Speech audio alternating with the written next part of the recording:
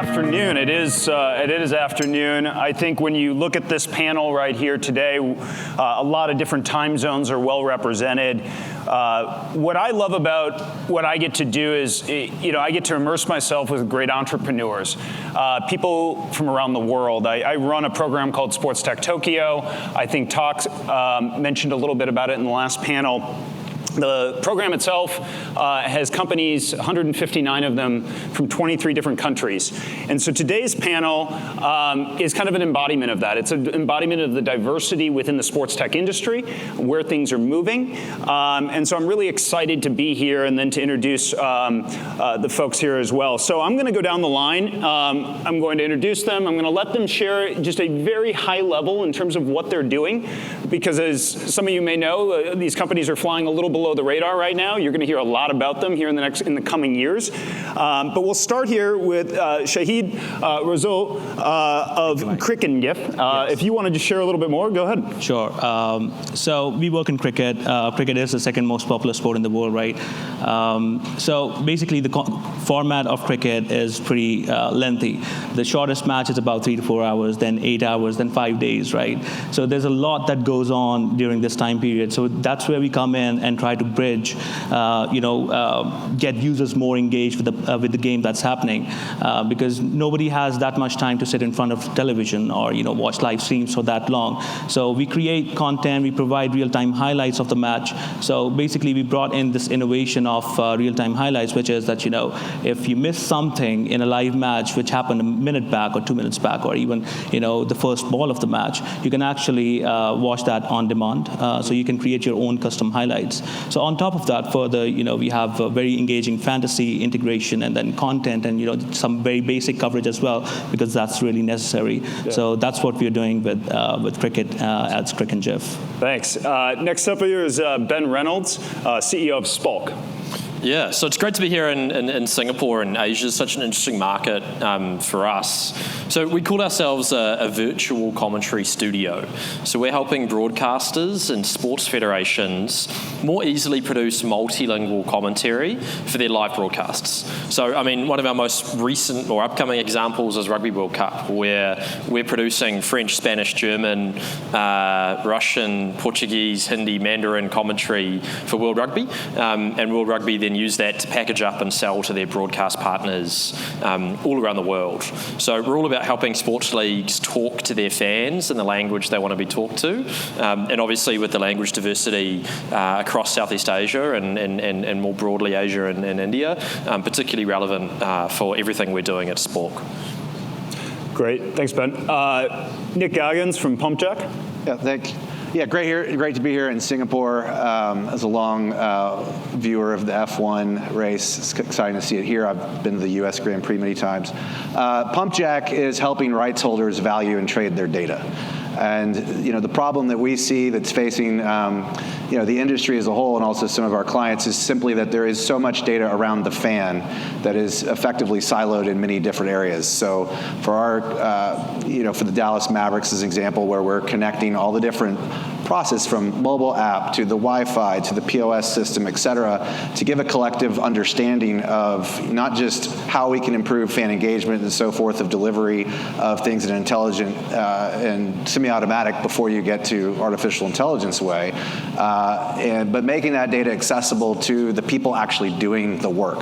And in particular, I think an area is on the sponsorship side, where I think that the benefits of some of the data available hasn't really yet hit the revenue on the balance sheet, is an area that we seek. And one of the reasons that we're here and excited to be here is we see a lot of rights holders in the Asian market that we think might be undervalued. And we think some of the technologies that we have can support that, both in the domestic Asian market, but also as those rights holders are trying to sell to international sponsors. So. Great. And last but certainly not least, the woman who had the toughest commute out of anybody on the panel here, Christel Quek from Bolt. Hi everyone, I'm Christel from Bolt, co-founder of a ecosystem of services for the next 6 billion, and it's all on mobile. So we have two main applications. One is Bolt Plus, which is a live TV streaming application, and we also stream sports highlights, including the upcoming Rugby World Cup this weekend. Very exciting. We also create our own content under Bolt Interactive, which includes animated replays of your most popular football leagues, like EPL and La Liga, for example. And we have a blockchain application, actually a wallet, that is linked to our Bolt Plus application called Pegasus. And that is something that's quite interesting because we have over 4,000 token holders currently and downloads of the application with at least $1,000 per account at the moment. That's great. So we talk about the theme of diversity a lot within this industry, and it's not just regional diversity, but we have different perspectives, right? So Ben, for example, is really looking at it from an audio perspective. On the visual side here, more Shahid. I would say, Nick, you're probably more data-driven from an industry perspective, and then Christel, what I love about you is you could say that it's a mobile, thematic. You could say that it's blockchain. You could also say that it's a payment vehicle, right? And so we come here today as kind of a very diverse mix of the industry, but also one that you're all relatively at the same stage, right? I would say kind of in that seed, and then you're heading towards A as far as funding is concerned. I think with the exception of Nick, who you've been at it for about a year and a half, the rest of you are right kind of in that 3 to 4 year mix. What are some of the lessons that you've learned already, and how are you going to apply that here kind of to getting to that A round? And maybe we'll start with Christel here at the end. I think it's romantic to try and chase as many partners as possible, but in reality, try to find that one big partner, a challenger brand almost, that can work with another challenger brand like yours to pivot and come up with interesting, innovative solutions together that is a mutual benefit. So for us, it has been Hisense, and that has been a major learning for us, because we were talking to a couple of different partners across the board, and the terms were not favorable. They were trying to push hard back on us because we were a smaller player, so that wasted a lot of our time and energy. I think in terms of fundraising, it's really important to have the right kind of investors on your board and also the right advisors who are looking at the long-term game. But not only that, because you're so entrenched in the operational business, it's good to go to someone, right, that has the core of the business deep to his or her heart, and they can tell you a different perspective that you don't always see, which happens quite often for us. So that's a great lesson for us, I think. Yeah, and we'll go to you here, Nick, in a second. And I think when I turn to Nick, I look at this panel up here and I say, you're the most experienced entrepreneur, right? I mean, this isn't your first rodeo as far as a startup are concerned. What have you been able to apply here that maybe you learned from Humble or kind of some of the other previous experience? Sure, yeah. I think a big trend, particularly for if there's any early stage entrepreneurs here starting out, is number one, sports tech has gotten much more popular as an area. My personal theory on that is that that's somewhat driven from Silicon Valley, really starting to understand the power of the content holder and wanting to start as they see the engagement numbers in Facebook, Amazon, et cetera, coming from sport, and wanting to kind of control some of that. There's a secondary effect that I've seen from a difference of 5 years where the basic Series A has moved out. So, in my last startup, we had a Series A, and I think it was spring of 2012. Which was basically for $3.3 million. That day of that size Series A is largely over, and the Series A's are more coming on the 7 million, and however you want to kind of do the math on 20 to 30% or 15 if you're really good. What you have to do to prove your model is a lot. You have to move it a lot farther. So I think what you're seeing, or what I've seen on a global basis with some fantastic startups, that's another trend I see is great. This is a representation of that, is great startups coming from all around the globe.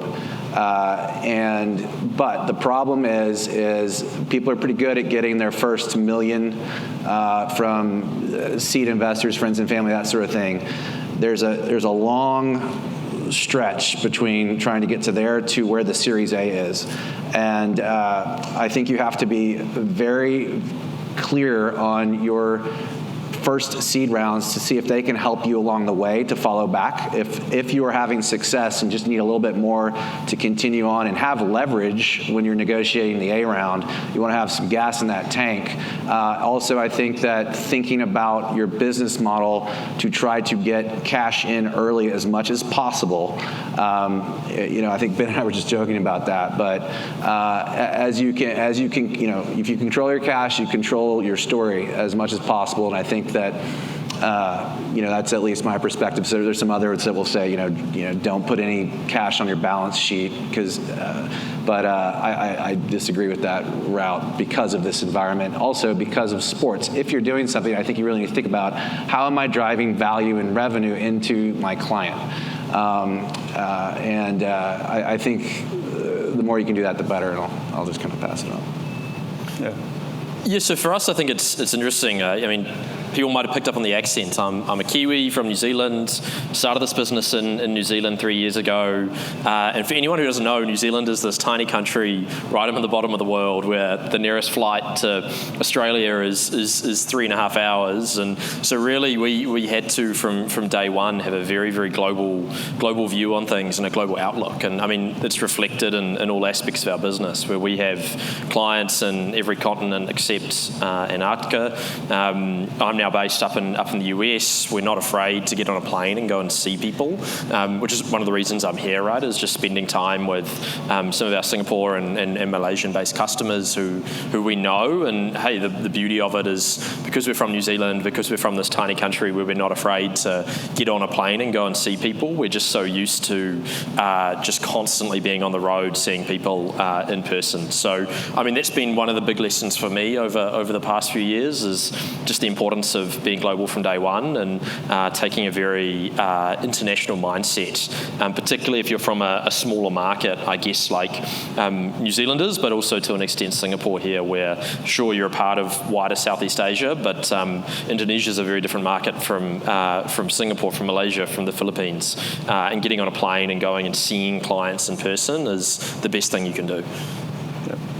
Yeah, so the investment scenario and the overall exercise for me has been really, let's say, eye-opening and interesting because, my initial market was Pakistan, right? I really wanted to so cricket has 3 to 4 major markets: India, UK, Pakistan, Bangladesh, Australia, right?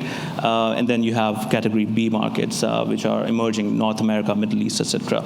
So we really wanted to start from Pakistan, and over there's not a lot of structure when it comes to especially tech investments. And the kind of investment that we required, which because our business revolved around licensing, showing the actual video footage of the matches, right?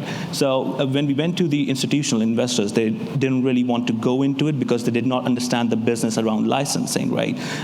So we had to go to strategic investors, and ultimately, through the entire process, we closed the biggest seed round from Pakistan of $2 million. That was 3 years back. So we have come a long way from there, and we have learned a lot of lessons and kind of strategized our pitch to investors in that manner, because we've kind of understood that, the kind of business that we are in, we have very selective investors that we can go into. The best valuation that we can get is from strategic investors, and there are a lot of them for cricket especially, yep. Right? So we can't really go into, knocking every other door. We have to know exactly who's going to understand our business, and there's huge potential, and the ones who do understand that are going to give us the value that we deserve or look forward to. Yep. No, that's a great point. And I think, as we think about adding value, one of the things that I think the commonality between everybody here, right, is that industry itself, whether you're selling into brands, whether you're selling into teams, leagues, properties, everybody's talking about 2 distinct audiences these days, those being Millennials and Gen Zs, right? And how do we actually reach them? I think we're all doing it here on this panel in slightly different ways, really leveraging kind of your core competencies. But just general thoughts on those 2 demographic areas, because there's such a hot button issue. Maybe we'll start with Ben, because you're the closest thing to a Gen Z here, maybe. Are you Gen Z?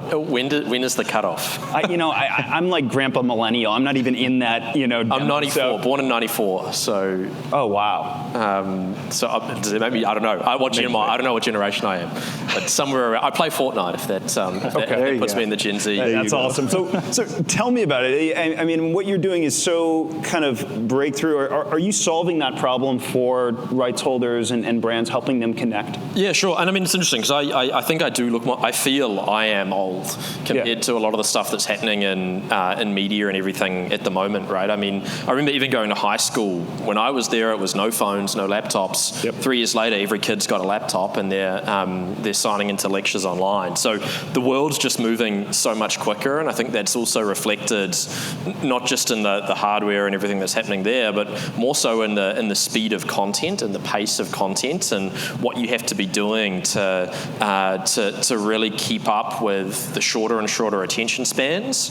and just the hunger that's out there from consumers to gobble stuff up. So I mean, I'm really interested in Shahid's comments around particularly the highlights piece and how you guys have seen it in the cricketing world, and maybe you can segue into that and I can dive back in later. But sure.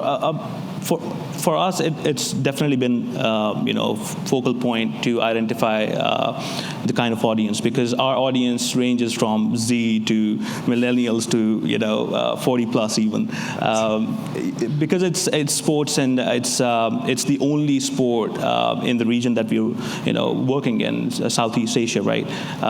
So we have to have a range of solutions for them. So highlights is one, definitely, but that's not the only one that gets you all of the audience that you want. It's a lot of content, and the content has to be really exciting and new every time. So we really focus on bridging the gap with the fan and the game. So we have all the celebrities on board, and we create content, not just serious analysis that what do you think about the match and everything. We actually show their human side of how they are actually in real life off the field, and let the audience connect with them in that way. And then obviously on top of that, we have the gamification module. That's where I think a combination of Z and Millennials come in, who want to check their expertise of the game and the understanding of the game, and really put their emotional investment and then see where they stand in that. So it's really a combination of many things, because for us it's a challenge that has a diverse demographics. Interesting. I mean, can I jump in quickly? Yeah. One of the fun ones I've seen is just the explosion of TikTok. I don't know. I mean, how many people have TikTok on their phones in the room? Anybody? A few down the back. It's the hottest thing in high schools in the US. And the NFL's now launched their own TikTok channel where they're not doing heavily produced studio people behind a desk. They're doing fun videos of out in the training pitch and leaning into talking to Gen Z in the way they want to be talked to, which is genuine, behind the scenes content, not heavily produced, sort of, what's the word? Editorialized content, if you like. So I think that's one of the hottest trends right now is TikTok content talking to Gen Zs in more casual ways. Yeah. Nick, I guess from a data perspective, what are you seeing? I mean, it seems like everybody from a fan perspective has undiagnosed ADD, right? How do you quantify that for teams and some of your clients? Well, almost like medicine, we want to get the data, right? And I think what I've been, all over the globe and all over in different sports the last 4 weeks, from Hong Kong to New York City, et cetera. And I mean, in a variety of different sports, from golf to NFL to basketball, rugby, et cetera, the common thread is we don't know Gen Z. Who are they? And my kind of response is, what data do you have on them today? What does your data say? What trends do you recognize? I think, and when you have a picture of them, what is it today, and then how do you increase that fidelity if it's insufficient, right? Because generally, where many of these rights holders are going for that, to answer that question, are to third parties. Whether that's Nielsen or Facebook Insights or panel approaches that have been, like Cantor Research or whatever, that will say, you have 600 million fans, English Premier League club. Those types of things where I'm like, well, in this next economy of digital transformation that I do believe is data is going to start to drive that value. Thinking through how do we own and control and frankly protect the data about our fans so that we can better deliver for them and also understand those things. I'll give an example. Sometimes also the stories are actually, when you get better data, are actually more reflective of some things. So an example, a baseball team. Baseball in the U.S. is notoriously aging. Now you'll have Bob Bowman used to say, but our data on our app is showing they're 10 years younger than on average. People didn't really believe that because it's their own data and not a third party validating that. But there have been some other technologies that have been able to show through facial recognition, this sort of thing, from cameras at the ballpark, for example, that are showing in fact that the actual people in the stadia over time are actually in fact 10 years younger. And there's just more and more of these kind of components because there's more data sources to tell this story and also how it's changing.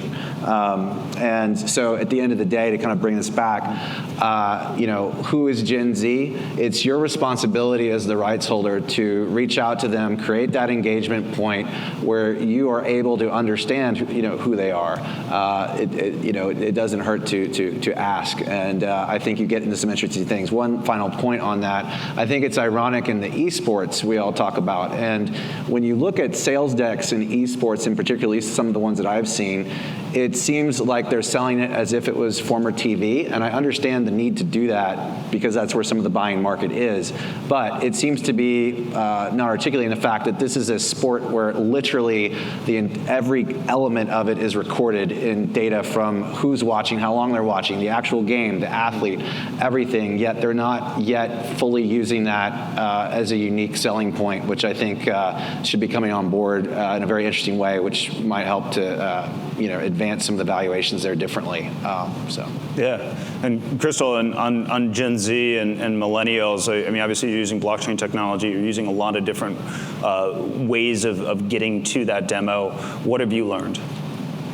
I think it's important to give our users a stake in the game. And I think, as Shahid had mentioned, right, our audiences as well, it spans across the board. Even though it is on the blockchain, I think universally, if there is money to be made, people will find a way to do it, even if it's $100. So that has been our experience. I don't care if you're 50, 60, 10, 15, 20, whatever it is, they will find a way. So I think for us, it's been really interesting because we are running pilots at the moment where we actually pay people to watch our content by accordance of using the token model, because sponsors actually get tokens from us, they buy the tokens from us, and we give a percentage of that back to the consumer. Mm-hmm. And when they watch it and they get the token back, they get something of value back to them. So because I think the content space in general, we're all fighting over sort of the same audiences, the same attention, and everybody expects free content right now, but not everybody expects the idea that you can be paid for actually watching the content. So that's our angle that we are operating from. Interesting. Switching gears a little bit, what I love about this panel as well is that the way in which you've set up your respective companies, right? And I think, Christel, I'm going to start with you on this one because you've elected to kind of bring everybody together under one roof, so to speak, right? Whereas the rest of our panel here, it's really more of a cross-border production development team. What has been the biggest benefit for you, I would say, in having everybody right there localized? I think it builds a really strong team culture and company structure. So for us, our offices are based in Singapore and London. London is where a lot of the content production, creative production is done. I mean, I think in terms of the creative industry and the creative directors we found there, it's unsurpassed. It's really, really good. For us in Singapore, we actually do a lot of the marketing, product development, and analytics, and also the revenue work. Some of the partnerships are split between two offices. So by bringing everyone together, we actually organize everybody into specific hubs around different projects. So for the Rugby World Cup, for example, right, instead of making it a Singapore office thing or a London office thing, there is sort of that cross-border working across marketing, content production, the development side. So in that sense as well, I think even for our investors at the moment, they get the confidence as well because they know they can find us and they know that our company isn't exactly offshore or whatever it is. It's there. The developers are there, and they're doing some matrix-like stuff on their computer, which actually happened yesterday. One of our investors came by, surprise visit, and they actually came in and they saw our developers happened to be working on something really complicated, like this whole matrix stuff going on. And I was like, oh yeah, they're amazing. And I was like, what were you doing there actually? Oh, we were just scrubbing the back end. It's just another Tuesday, I guess, in the Vault exactly. office. Yeah. I guess with Shahid and Nick, you both rely heavily on Pakistani development teams. How has that been for you? I mean, you're in Dubai, so not terribly far away, but dang, you're in Fort Worth, so that's nowhere close. What has been that bridge? Yeah, I mean, I guess I'll start. Yeah, I think it's been a wonderful bridge. I've been, we do not outsource to a third party. It just so happened in the history of our business where we acquired a company which was founded by a Pakistani American businessman. So it's a full-on team that most of which, over 80% of them, used to work in the U.S. and frankly, they worked for EA Sports and built a lot of Tiger Woods golf, for example, which was always interesting. But they've just been fantastic, and it's been our approach from the beginning to be a global business. So we've started from kind of the ground up to be in different time zones and kind of have a nodal network. And the downside of that, the challenge, is creating the culture that you just talked about.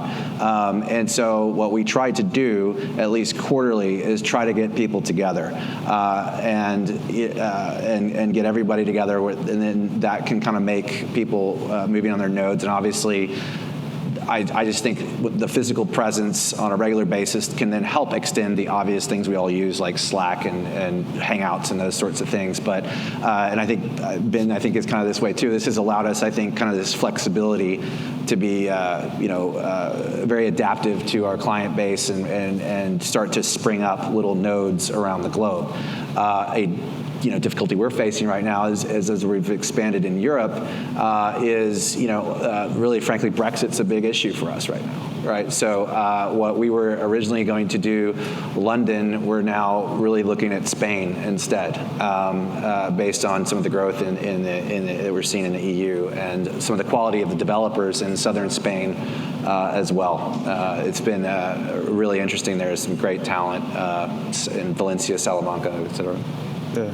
Shahid, right. So for us, so for example, I'm the only founder, right? So it was a big challenge for me to have my team somewhere where I am not, right?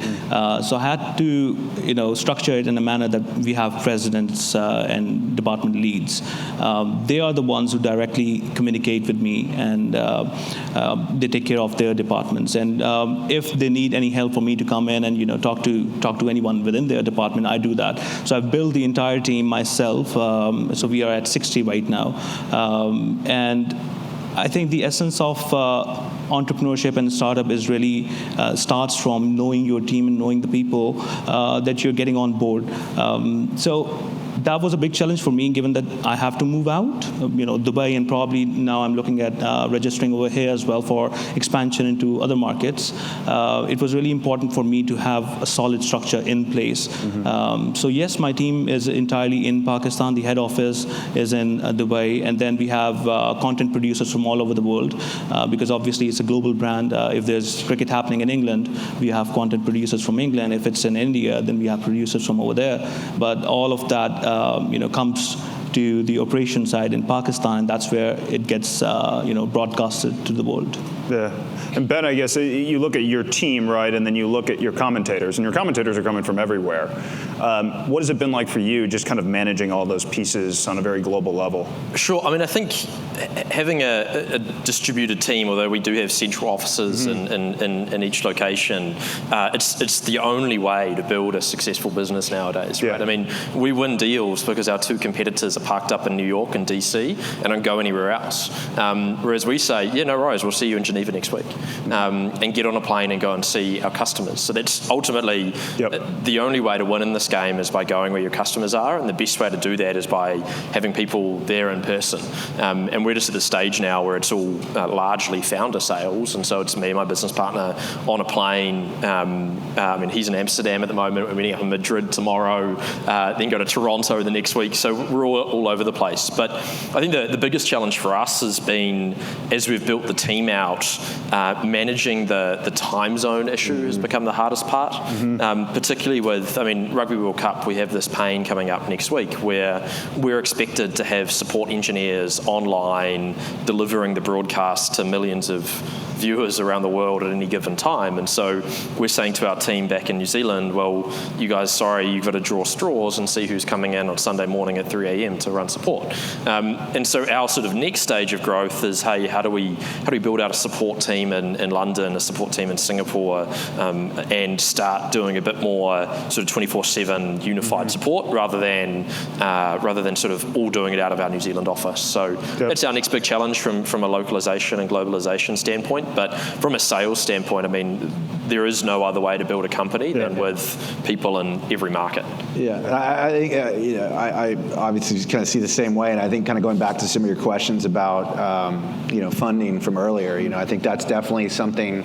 As I was starting Pumpjack, that I knew I didn't want to take American VC money very early in the seed round, because generally the thinking is, which isn't wrong and I understand it, but is, hey, the U.S. market, particularly in sports, is so large, like just stay here like your competitors, grow there, and then as you advance, you're going to go global. But I think that jump, having done that before, becomes very difficult in the DNA. And I think also when we're talking about digital, in particular digital values, I mean, sports is global, right? So if you can start that early and succeed in it, and I agree 100% with Ben in the sense that from the sales side, it's such an advantage if you're open to this and you have this built in your model of, I'll be in Hong Kong tomorrow, I'll be in Toronto the next day for a couple of days, then down to Philadelphia, and then I'll be back over in London, and then Madrid, back to Dallas. Like, that's the life that I'm living. And we have this. It has its downsides, right? Oh, I mean, we spend probably almost 20% of our burn is travel. So what's your status? Just to, everyone's always curious about that, right? Are you like 1K? Are you diamond, medallion? Do you try to consolidate your miles? I'm Star Alliance Elite. Okay, good. I mean, this is important stuff here, obviously. I mean, not that you have any vacation to take because you seem to be working all the time, but that it seems to be such a common theme right now is that coming at it from the VC perspective, I look at our founders, right, and within our portfolio, and being engaged and being visible and being present is so critical. And I think I would say the success that all of you have been able to achieve in a very short amount of time is really attributed to your ability to want to be proactive and be there. Yeah, and if I drop the S word, scale. So how does that scale for Ben and Nick to fly around the world? Where you manifest that on a metric that you can track is really on your speed of close, and also the success. Another kind of metric that we're looking at is the speed to case study from sale, right? And those investments in the hands-on relationships early on, I think, they de-risk basically the opportunity of having demonstrable success early, which builds the relationship in a much better way. And so that has all aspects to deal with every possible thing you can measure as far as MRR, churn rates, et cetera. And so that's where I think you get that money back that you're investing in travel. And I think also you can pull back a little bit on maybe traditional marketing budgets, and that goes under the travel bucket, or at least that's how we're looking at it. I mean, I've almost got a question for the panel. Can I have a question for the panel? Is that okay? He's the moderator. He's the moderator. Ask permission. Capital M. I mean, I'm really curious about how people have gone about this on the panel from a cap table standpoint. Like, when you're thinking about building a global business, how have you been strategic about finding your investors? I mean, with us, we knew, hey, we're foreigners in the US market, we're trying to grow in the US, let's find US investors, build more of a US cap table, which is what we went and did with our seed round. So I'm really curious about how other people have approached global market. How have you been strategically building a cap table around? Well, I think with Christel, Shahid, I mean, you're kind of moving now, right, from seed to A in many cases. Same for you guys as well. At some point, this has been kind of that you talked about it a little bit before, Nick, is kind of that abyss where great startups go and die, really between seed and A. What do you what approach are you taking right now to ensure that you're able to get to where you need to be? Maybe I'll start with Christel on this one. Oh, this is great. I'm going to redo my investor pitch that I was doing for about a month. So we own about 93% of the company at the moment. Me, myself, and my co-founder, both of us are kind of evenly split. We've kind of financed the company from the start for about 3 years now. We did a very, very small seed round, and 7% is like minority shareholders. So we're looking for it might be a consortium deal. We don't know yet because we have a few sort of term sheets on the table at the moment. So we're looking to see how we can really scale our users and also to scale our very major high-sense partnership around the world. Yep. A lot of our users at the moment are actually focused in Africa, some parts of Europe, and actually Bangladesh. So for us, it's kind of like that geography and seeing how we could find someone that has that global ambitions that we do as well. We've spoken to quite a few different VCs and also some investment firms, private funds, family offices around the region, just to do our research, right, through brokers, through personal connections. And it's quite interesting because I think when you're in a bit of that broadcast space, you kind of get labeled into are you the next iFlix? That's one question that I often get.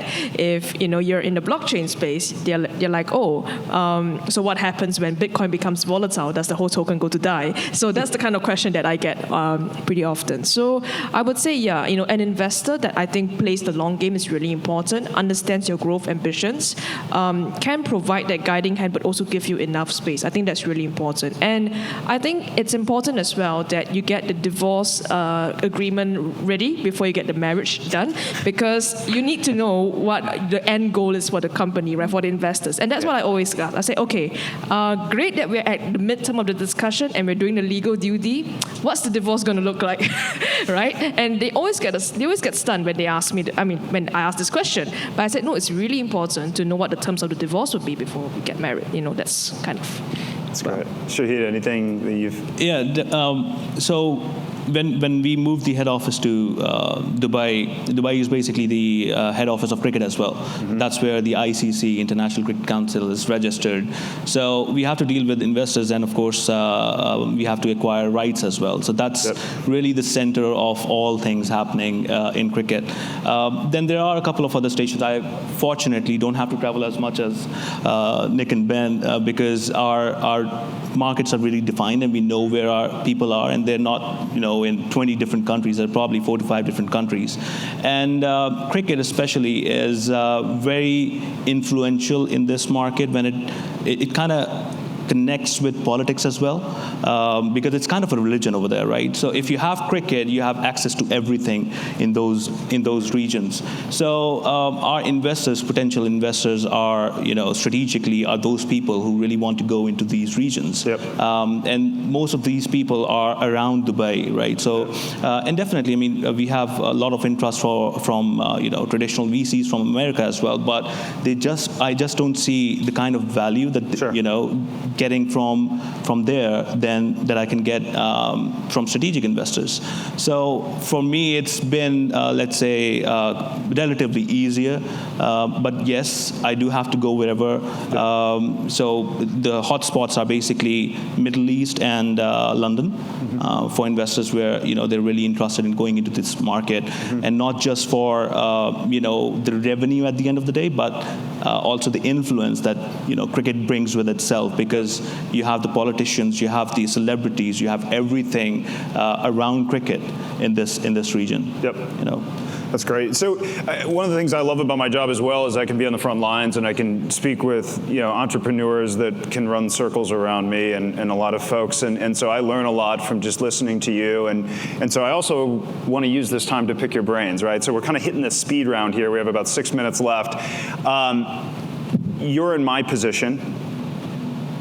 Put yourself outside of your respective categories, areas of interest. Where are you putting your money?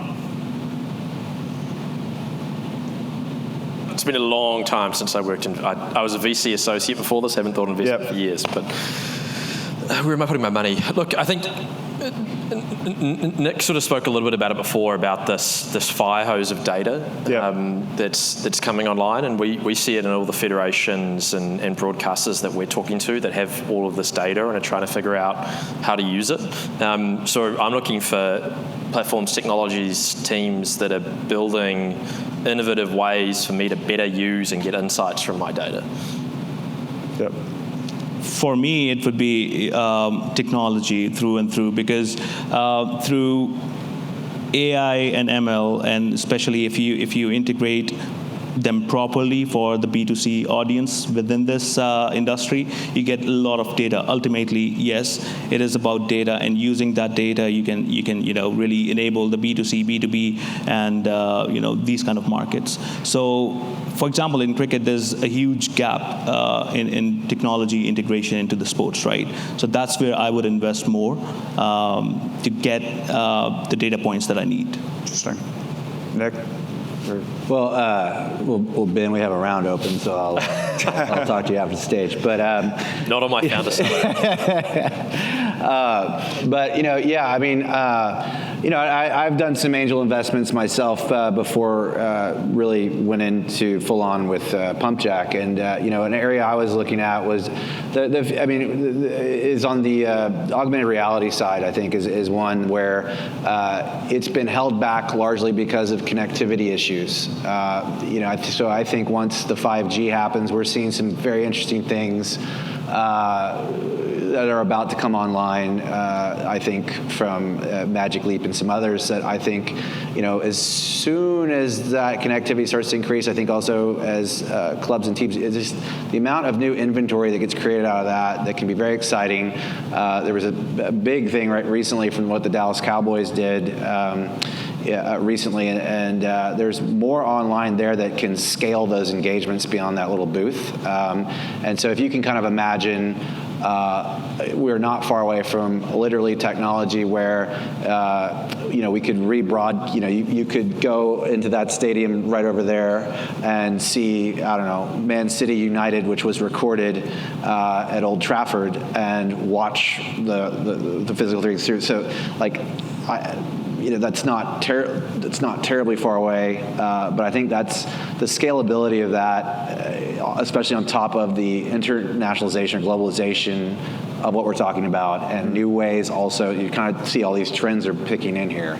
New broadcast kind of operation, Gen Z engagements that are new, almost gamification layers, et cetera. So, and then obviously data is coming out of that about those engagements, I think, are new. Yeah. Any thoughts, Christel? Where should I be writing checks? Being a global MVNO, a mobile virtual network operator, because if you control the internet access, you control everything. I like it. So, last question for everyone here. I mean, you don't get to where you are without great teams, but you also don't get to where you are without great mentors and advisors. So just real quickly, we'll go down the row here. Shahid, who do you look to for advice? Who's that kind of mentor figure in your life? Not one. I go to as many as possible. Unfortunate, that is. But yes, I come from a nascent industry, right? So we don't have a lot of proven entrepreneurs over there. People have a lot of opinions, all of them. But you really have to go pick the brains and see which one is right for you and which is not. It's not a mature market over there. But I really do look forward to learning from whoever has the right knowledge for me. That's great. Yeah, I mean, he's not in the audience, but my old man's always a good one to give a buzz to and ask for a bit of advice, right? No, I mean, I think in a startup, you have your traditional layers of board, advisory board, all those layers. But for me, I mean, so much of this journey is about the emotional journey, the founder journey, the mental health. And so I'm so lucky that I've got such a supportive partner, parents who've supported me the whole way. There's never been any question about, hey, should you really be doing this? Why don't you go and do a law degree or something? It's always been, hey, how can we support you to make this happen? And always there to be a good support network. So I think that's as important as the sort of business side of it. Yeah, I'd actually say my football coach from college. I played college football. And where'd you go to college again? Williams College. Is that real college? Yes. Yeah. You guys stole our library books. That's all right. We had rival colleges.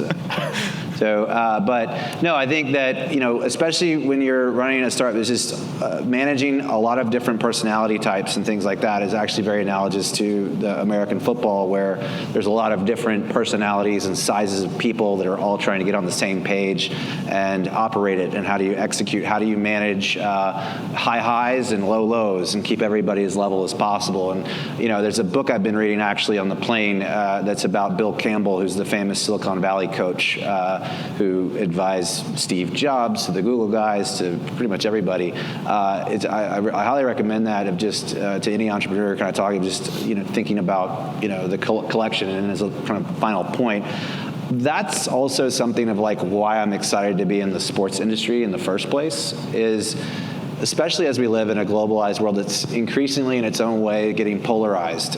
It's one of the final places where we can be together and we can compete and then afterwards shake hands.